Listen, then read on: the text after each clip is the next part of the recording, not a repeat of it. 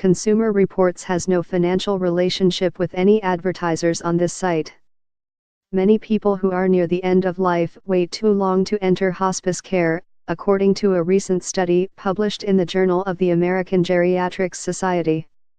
In hospice care, attempts to cure a disease are usually replaced with treatments solely for pain and suffering, delivered by a specialized team. It usually includes medical and nursing care, counseling and social services, and it can be given at home, in a nursing home or in a hospital facility.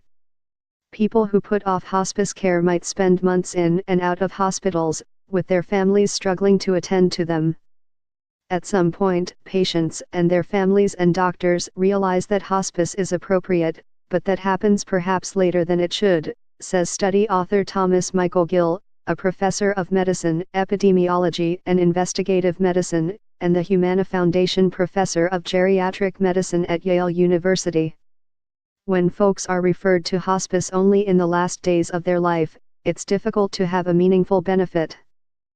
For nearly 16 years, Gill and a team of researchers followed 754 people, all age 70 and older when the study began.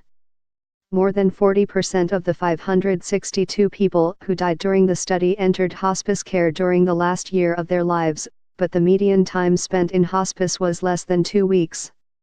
Many of their most debilitating symptoms, including pain, nausea, depression, and shortness of breath, decreased substantially only after hospice began.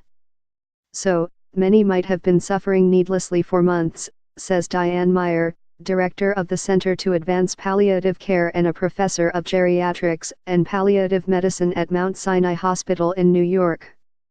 Health crises, emergency room visits, and hospitalizations can become routine toward the end of life, a very distressing and stressful experience for patients and family members, Meyer says. Remaining in your own home, a familiar place with familiar people, is safer and offers better quality of life. Hospice has been covered by Medicare since 1982. Healthcare providers have to certify that a patient is terminally ill, with 6 months or less to live, which can be difficult to predict, Meyer and Gill say. People can leave hospice at any time because their condition stabilizes, for example, or they want to pursue curative treatments again. Hospice care can also be extended beyond 6 months. Many people are fearful that if they choose hospice, they won't be able to return to mainstream medicine should they improve or new treatments become available. That's not true, Meyer says. Hospice is not a one-way street.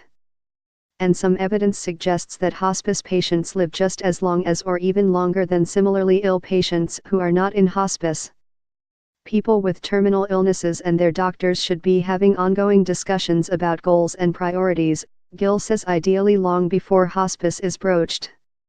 Often, patients will say, "I'm more interested in the quality rather than the quantity of my remaining life," he says, and that can help inform future discussions about end-of-life care.